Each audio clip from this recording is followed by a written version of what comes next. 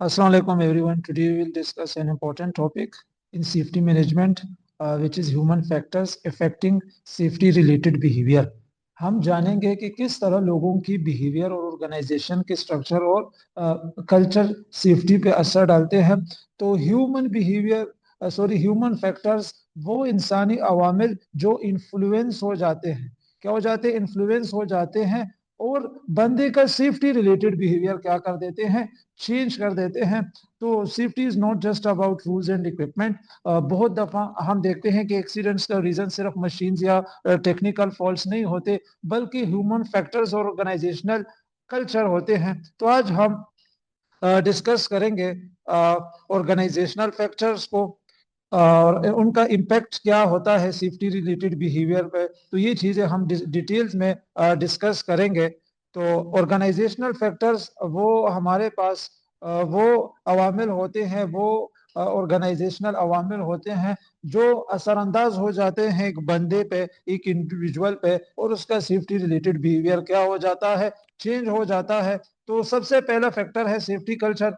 Safety culture का मतलब है कि एक ऑर्गेनाइजेशन में सेफ्टी के लिए शेयर्ड वैल्यूज, बिलीव्स और एटीट्यूड्स क्या हैं। अगर एक कंपनी में सेफ्टी को प्रायोरिटी नहीं दी जाती, एम्प्लॉयज भी अनसेफ प्रैक्टिसेस अडॉप्ट करते हैं। फॉर एग्जांपल, अगर लीडरशिप सिर्फ प्रोडक्शन पे फोकस करे और सेफ्टी रूल्स को इग्नोर करे, तो वर्कर्स नेचुरली क्या करेंगे, शॉर्टकट्स लेने लग जाएंगे। ठीक है, तो जो इन्वायरमेंट हमें गिरे होता है, ठीक है, वही हमारी सेफ्टी हैबिट्स को शेप करता है।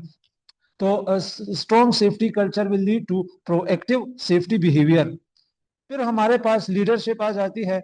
लीडरशिप का रोल क्रिटिकल है। लीडर्स वो लोग हैं जो टोन सेट करते हैं और सेफ्टी के लिए एक्सपेक्टेशंस डिफाइन करते हैं। तो अगर मैनेजर सिर्फ डेडलाइन की टेंशन में है और सेफ्टी रूल्स को इन्फोर्स नहीं करते, वर्कर्स भी रूल्स को इग्नोर करेंगे। तो कन्वर्सली, अगर लीडरशिप विजिबल कमिटमेंट दिखाए, जैसे रेगुलर सेफ्टी मीटिंग्स हो, टूल बॉक्स टास्क हो, सेफ्टी रिवार्ड्स हो, एम्प्लॉयज क्या होंगे, मोटिवेट होंगे। ठीक है, फॉर एग्जांपल, एक लीडर जो पीपीई पहने और सेफ्टी ऑडिट्स में एक्टिवली पार्टिसिपेट करे, तो उसका इम्पैक्ट क्या होगा, डायरेक्ट वर्कर की बिहेवियर पे होगा। ठीक है, तो फिर हमारे पास रोल्स एंड रिस्पॉन्सिबिलिटीज आ जाती है। हर एम्प्लॉय को क्लियर रोल्स और रिस्पॉन्सिबिलिटीज पता होनी चाहिए। जब लोगों को अपनी सेफ्टी रिस्पॉन्सिबिलिटीज क्लियर नहीं होती, ठीक है, तो एक्सीडेंट्स का रिस्क बढ़ता है।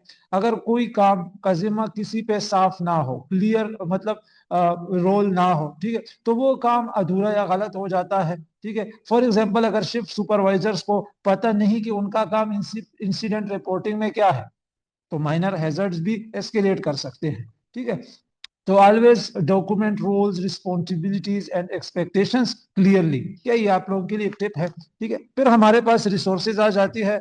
तो रिसोर्सेज भी ह्यूमन बिहेवियर पे इफेक्ट करती है। रिसोर्सेज में इक्विपमेंट, टूल्स और मैन पावर शामिल है। ठीक है, अगर प्रॉपर सेफ्टी इक्विपमेंट्स अवेलेबल नहीं है या काम के लिए टाइम कम दिया जाए, वर्कर्स नेचुरली क्या करेंगे, शॉर्टकट्स को एडॉप्ट करेंगे। ठीक है, फॉर एग्जांपल, अगर स्कैफोल्डिंग या पीपीई लिमिटेड हो, तो वर्कर क्या करेंगे, रिस्क लेते हैं। ठीक है, तो इंसान वही करता है जो उसके पास क्या होता है, अवेलेबल होता है। So educate resources are essential for safe behaviour. फिर आ जाता है जनाब response to previous accidents. Previous accidents को कैसे हैंडल किया गया, इसका इफेक्ट फ्यूचर सेफ्टी बिहेवियर पे होता है। अगर इंसिडेंट्स रिपोर्ट होने के बाद करेक्टिव एक्शंस नहीं लिए जाते, तो एम्प्लॉय सोचते हैं कि रिपोर्टिंग का कोई फायदा ही नहीं है। फॉर एग्जांपल, अगर एक माइनर एक्सीडेंट रिपोर्ट होता है और सिर्फ इग्नोर कर दिया जाता है, तो वर्कर फ्यूचर में हैजर्ड्स रिपोर्ट ही नहीं करेंगे। ठीक है, अगर सीखने का प्रोसेस नहीं है, ठीक है, तो गलती क्या होगी जनाब, दोबारा रिपीट होगी। फिर आपके पास शिफ्ट पैटर्न्स आ जाते हैं। शिफ्ट पैटर्न्स जैसे कि आपके पास नाइट शिफ्ट्स या लॉन्ग वर्किंग आवर्स, तो ह्यूमन परफॉर्मेंस पे ये चीजें डायरेक्ट इफेक्ट डालती है। फैटीग, स्ट्रेस से अनसेफ बिहेवियर क्या होता है, मजीद बढ़ता है। तो एक वर्कर जो कंटिन्यूअसली 12 आवर्स नाइट शिफ्ट पे काम करता है, वो मशीनरी को गलत ऑपरेट कर सकता है। ठीक है, तो इसलिए वर्क रेस्टिड्यूज और शिफ्ट रोटेशंस क्रिटिकल है सेफ्टी के लिए। फिर आपके पास कम्युनिकेशन आ जाती है। तो कम्युनिकेशन तो हर सेफ्टी प्रोग्राम का एक बैकबोन है। पुअर कम्युनिकेशन मींस वर्कर को हैजर्ड्स और सेफ्टी प्रोसीजर्स का क्लियर आइडिया नहीं। ठीक है। तो अगर बात समझ ना आए, गलत काम तो होता है, ठीक है। तो regular safety briefings, tool box task और फीडबैक लूप्स इंश्योर करें कि सबको क्या है, चीज की समझ आ जाए, काम की समझ आए, ठीक है। फिर लेवल ऑफ सुपरविजन है, तो सुपरविजन का लेवल डायरेक्टली बिहेवियर को इन्फ्लुएंस करता है। ओवर सुपरविजन से स्ट्रेस और रिसेंटमेंट बढ़ता है, और अंडर सुपरविजन से वर्कर उस रूल्स इग्नोर करते हैं। तो बैलेंस सुपरविजन, जहां सुपरवाइजर्स गाइड करें और मॉनिटर करें without micro managing. Peer group pressure है हमारे पास, तो हम इंसानी नेचर की वजह से पीयर प्रेशर से इन्फ्लुएंस होते हैं। अगर एक टीम के लोग अनसेफ प्रैक्टिसेस अडॉप्ट करते हैं, तो नए वर्कर्स भी उन्हीं अनसेफ प्रैक्टिसेस को क्या करेंगे, मजीद फॉलो करते हैं, ठीक है। अगर सब टीम मेंबर्स हेलमेट नहीं पहनते, तो एक नया वर्कर भी इग्नोर करेगा, ठीक है। तो उर्दू में कहते हैं ना कि जहां दोस्ती वहां इन्फ्लुएंस, ठीक है। फिर आपके पास कंसल्टेशन आ जाती है। कंसल्टेशन हो गई, वर्कर इन्वॉल्वमेंट हो गई। तो वर्कर्स को सेफ्टी डिसीजन मेकिंग में इन्वॉल्व करना इंपॉर्टेंट है। कंसल्टेशन से एम्प्लॉइज फील सेफ फील करते हैं कि उनकी सेफ्टी की ओपिनियन की वैल्यू है, ठीक है। तो सेफ्टी कमेटीज हो गई, हैजर्ड आइडेंटिफिकेशन वर्कशॉप्स और tool box discussions include worker out input. फिर आपके पास ट्रेनिंग आ जाती है। तो as you know the training is the foundation of safe behaviour. तो without proper training worker may misuse equipment, ignore hazards या फिर रॉन्ग प्रोसीजर्स को वो क्या करेंगे, फॉलो करेंगे। तो आज हमने देखा कि ऑर्गेनाइजेशनल फैक्टर्स और ह्यूमन फैक्टर्स ऑर्गेनाइजेशनल फैक्टर्स और ह्यूमन बिहेवियर दोनों सेफ्टी पे इफेक्ट करते हैं। तो जो हमारे पास की पॉइंट्स थे वो यही थे कि strong safety culture will promote safe behaviour. Leadership और सुपरविजन का रोल क्रिटिकल है। क्लियर रोल्स एंड रिस्पॉन्सिबिलिटीज और रिसोर्सेज क्या है, ये लाजमी है, इसेंशियल है, ठीक है। और वर्कर इन्वॉल्वमेंट और ट्रेनिंग क्या करेगी, बिहेवियर को इम्प्रूव करेगी। तो सेफ्टी सिर्फ रूल्स नहीं है, बल्कि कल्चर, लीडरशिप और ट्रेनिंग का आपके पास क्या है, कॉम्बिनेशन है। अच्छा जी, अभी हम डिस्कस करेंगे जो फैक्टर्स जो directly human safety related behaviour को इफेक्ट करते हैं। तो याद रखें, एक्सीडेंट सिर्फ ह्यूमन एरर नहीं होते, बहुत दफा जॉब डिजाइन और इन्वायरमेंट भी कॉज होते हैं। तो जॉब फैक्टर्स का मतलब है वो एस्पेक्ट्स काम के जो एम्प्लॉइज की बिहेवियर, परफॉर्मेंस और सेफ्टी प्रैक्टिसेस को इन्फ्लुएंस करते हैं। तो हम इधर 6 की जो फैक्टर्स डिस्कस करेंगे, जैसे कि हमारे पास task, workload, environment, displays and controls, procedures और डिजाइन ऑफ इक्विपमेंट। तो पहली चीज हमारे पास टास्क है। सबसे पहला फैक्टर है टास्क, ठीक है। टास्क का नेचर और कम्प्लेक्सिटी डायरेक्टली ह्यूमन बिहेवियर पे इफेक्ट करता है। अगर काम रिपीटेटिव है, वर्कर्स बोर हो जाते हैं और कंसंट्रेशन कम हो जाती है और अनसेफ बिहेवियर बढ़ता है। कन्वर्सली, हाईली कॉम्प्लेक्स या अनफिमिलियर टास्क स्ट्रेस और एरर बढ़ाते हैं। तो फॉर एग्जांपल, एक ऑपरेटर जो मशीनरी का कॉम्प्लिकेटेड कंट्रोल हैंडल करता है विदाउट प्रॉपर गाइडेंस, तो वो गलती का रिस्क लेता है, ठीक है। तो काम का टाइप और डिफिकल्टी लेवल इंसान के फोकस और सेफ्टी हैबिट्स को इफेक्ट करता है। फिर वर्कलोड आ जाता है। वर्कलोड का मतलब है काम का प्रेशर, स्पीड और क्वांटिटी, ठीक है।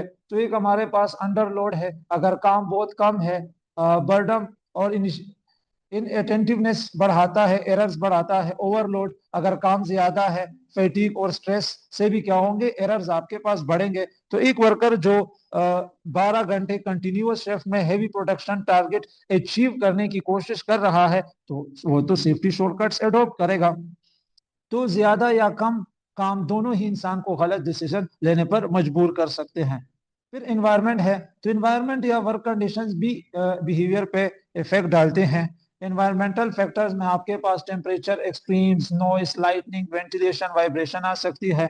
तो अगर फैक्ट्री में लाइटनिंग पुअर है, मशीनरी के बटन्स और गेजेस क्लियरली विजिबल नहीं है, तो रॉन्ग ऑपरेशन रिस्क क्या होता है, बढ़ता है। तो माहौल ऐसा होना चाहिए जो ह्यूमन परफॉर्मेंस को सपोर्ट करे, ठीक है। तो रेगुलर वर्क प्लेस असेसमेंट्स और करेक्टिव एक्शंस जरूरी हैं। फिर डिस्प्लेस एंड कंट्रोल्स है। तो डिस्प्लेस और कंट्रोल्स का डिजाइन ह्यूमन एरर को रिड्यूस या इंक्रीज कर सकता है। अगर कंट्रोल्स कंफ्यूजिंग या इनकंसिस्टेंट है, तो ऑपरेटर्स गलत बटन प्रेस कर सकते हैं। सिमिलरली, अनक्लियर डिस्प्लेस और इंडिकेटर से रॉन्ग डिसीजंस हो सकते हैं। तो for example emergency stop button distant या हिडन हो तो एक्सीडेंट का रिस्क बढ़ता है। ठीक है, तो जो चीज समझ में आए और इजीली एक्सेसिबल हो वो सेफ ऑपरेशन को इंश्योर करती है। प्रोसीजर्स है हमारे पास, तो प्रोसीजर्स या स्टैंडर्ड ऑपरेटिंग प्रोसीजर्स एसओपीज, ठीक है, सेफ्टी बिहेवियर गाइड करते हैं। अगर प्रोसीजर्स क्लियर सिंपल और एक्सेसिबल नहीं है तो वर्कर अपनी अंडरस्टैंडिंग पे रिले करते हैं, तो जिससे एरर्स होते हैं। तो अगर मिसाल के तौर पर अगर मेंटेनेंस प्रोसीजर इनकम्प्लीट है, टेक्नीशियंस रॉन्ग स्टेप्स फॉलो कर सकता है, जिससे क्या हो सकता है, इंसिडेंट का रिस्क बढ़ता है। तो आसान और वेल डॉक्यूमेंटेड प्रोसीजर्स इंसानी गलती को कम करते हैं। तो क्या करें, रेगुलरली एसओपीज अपडेट करें और एम्प्लॉइज को उस पर ट्रेन करें। डिजाइन ऑफ इक्विपमेंट है, तो लास्ट फैक्टर है। तो पुअरली डिजाइन टूल्स या मशीनरी डायरेक्टली अनसेफ बिहेवियर को इनकरेज करते हैं। For example heavy control panels without ergonomic support, ठीक है, या ऑकवर्डली पोजिशन लेवर्स, तो वर्कर्स को स्ट्रेस और एरर्स के रिस्क में डालते हैं। तो इक्विपमेंट का डिजाइन इंसान की कैपेबिलिटी के अकॉर्डिंग होना चाहिए, वरना सेफ्टी कॉम्प्रोमाइज होती है। तो एर्गोनॉमिक्स और ह्यूमन सेंटर्ड डिजाइन इंप्लीमेंट करना क्या है आपके पास निहायत जरूरी है। तो आज हमने देखा कि जॉब फैक्टर्स का role human safety related behaviour में कितना इंपॉर्टेंट है। तो जिसमें हमारे पास कुछ की पॉइंट्स थे कि टास्क टाइप और कॉम्प्लेक्सिटी इफेक्ट अटेंशन और एरर्स, वर्कलोड को बैलेंस करना इसेंशियल है, वर्क एनवायरनमेंट सेफ और सपोर्टिव होनी चाहिए, डिस्प्लेस एंड कंट्रोल्स को यूजर फ्रेंडली डिजाइन करें, प्रोसीजर्स क्लियर सिंपल और अपडेटेड होनी चाहिए, इक्विपमेंट का जो डिजाइन है वो आपके पास एर्गोनॉमिकली सूटेबल होना चाहिए।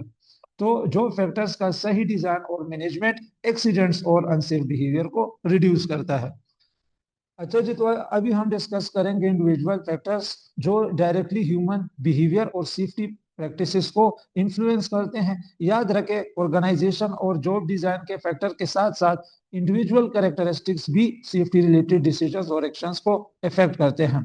तो इंडिविजुअल फैक्टर्स वो पर्सनल ट्रेट्स और कैपेबिलिटीज है जो डिटरमाइन करते हैं कि एक वर्कर सेफ या अनसेफ बिहेवियर एडॉप्ट करेगा। तो हम डिस्कस करेंगे competence, knowledge, ability, training, experience, skills, personality and attitude, ठीक है, मोटिवेशन, रिवार्ड्स, इंसेंटिव्स।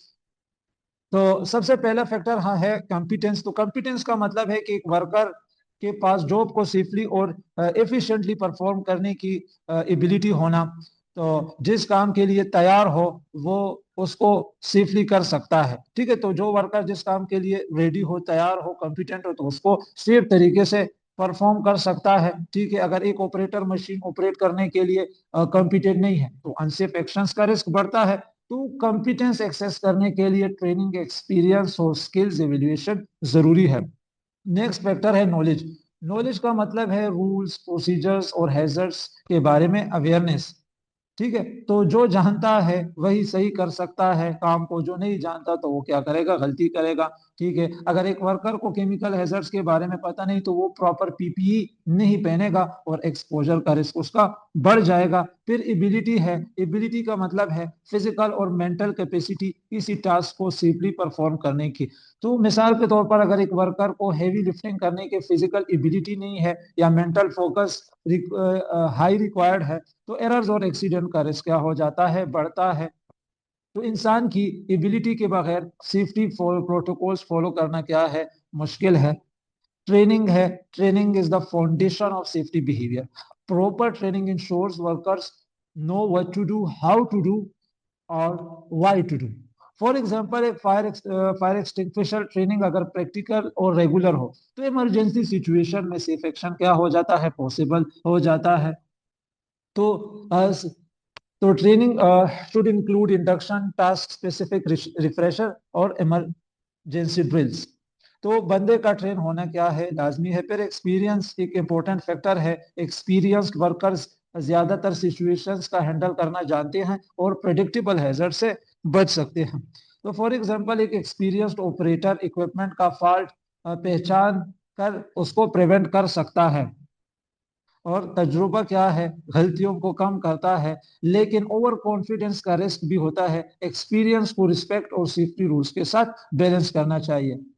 फिर स्किल्स है, तो अच्छा जी, जो हमने नॉलेज, एबिलिटी, ट्रेनिंग और एक्सपीरियंस को डिस्कस किया, ये कॉम्पिटेंसी का मजमुआ है, ठीक है। तब तक आप एक बंदे को कॉम्पिटेंट नहीं कह सकते जब तक उस बंदे के पास प्रॉपर नॉलेज ना हो, वो उस काम की उसके पास एबिलिटी ना हो, वो उसका अहल ना हो, उसके पास उस काम का रेलेवेंट एक्सपीरियंस ना हो, और उसको उस काम की ट्रेनिंग नहीं दी गई है। तो इस किसी भी सूरत में आप उस बंदे को कॉम्पिटेंट नहीं कह सकते। तो कॉम्पिटेंट आप एक बंदे को तभी कहेंगे जब उसके पास उस काम का नॉलेज, एबिलिटीज, ट्रेनिंग और एक्सपीरियंस हो। फिर स्किल्स है, तो स्किल्स का मतलब है प्रैक्टिकल एबिलिटी या टेक्निक्स जो टास्क कंप्लीट करने के लिए रिक्वायर्ड है। तो welding, lifting, driving, machine operation, ये सब स्किल्स डायरेक्टली एक्सीडेंट्स को क्या करते हैं, प्रिवेंट करते हैं। अच्छा जी, पर्सनैलिटी आपके पास आ जाती है, एटीट्यूड, ठीक है। तो पर्सनैलिटी और एटीट्यूड भी बिहेवियर को शेप करता है। पॉजिटिव एटीट्यूड क्या है, safety, compliance, risk awareness. Negative attitude क्या है, शॉर्टकट्स लेना, केयरलेसनेस करना, ठीक है। तो एक कॉन्फिडेंट और कॉशियस वर्कर सेफ्टी रूल्स क्या करेगा, फॉलो करेगा। और उससे क्या होगा, पॉजिटिव सेफ्टी कल्चर प्रमोट करना, और नेगेटिव एटीट्यूड्स को आइडेंटिफाई करना क्या है, आपके पास जरूरी है, ठीक है। तो फिर आपके पास मोटिवेशन आ जाती है। मोटिवेशन क्या है, the thing that makes a person do what they do, ठीक है। तो मोटिवेशन का मतलब है वो चीज जो इंसान को एक्ट करने पर मजबूर करती है। मोटिवेशन दो टाइप्स की हो सकती है, पॉजिटिव भी हो सकती है, नेगेटिव भी हो सकती है। पॉजिटिव मोटिवेशन कब होगी, जब सेफ्टी रिवार्ड्स होगी, रिकॉग्नाइज किया जाएगा, लोगों को प्रमोट किया जाएगा। नेगेटिवली कब मोटिवेट होंगे, जब फियर ऑफ पनिशमेंट होगा, भाई वो डरेंगे कि भाई अभी सजा मिलेंगी, ठीक है। तो अगर वर्कर्स को रिवार्ड मिलता है सेफ प्रैक्टिसेस फॉलो करने पर, तो वो नेचुरली क्या होंगे, मोटिवेट रहेंगे। मोटिवेशन इंसान की बिहेवियर को डायरेक्ट करता है, ठीक है। फिर आपके पास रिवार्ड्स आ जाते हैं, इंसेंटिव्स आ जाते हैं। तो रिवार्ड्स और इंसेंटिव्स ह्यूमन बिहेवियर पे स्ट्रॉन्ग इन्फ्लुएंस डालते हैं। तो पॉजिटिव इंसेंटिव्स क्या है जी, सेफ्टी बोनसेस हो गई, एप्रिसिएशन हो गई, रिकॉग्निशन अवार्ड्स आपके पास हो गई। नेगेटिव इंसेंटिव्स क्या है, वार्निंग लेटर्स, ठीक है, पेनल्टीज फॉर अनसेफ एक्शंस। तो आज हमने देखा कि इंडिविजुअल फैक्टर्स का direct effect human safety related behaviour पे होता है। तो कुछ हमारे पास की पॉइंट्स थे कि कॉम्पिटेंस और एबिलिटी इंश्योर करता है सेफ परफॉर्मेंस को, नॉलेज और training will reduce errors, experience और skills will improve hazards handling, positive personality और attitude support safe behaviour, and motivation और रिवार्ड्स विल गाइड एक्शंस। तो इंसान की पर्सनल एबिलिटीज, एटीट्यूड और मोटिवेशन सेफ्टी बिहेवियर के लिए क्रिटिकल है।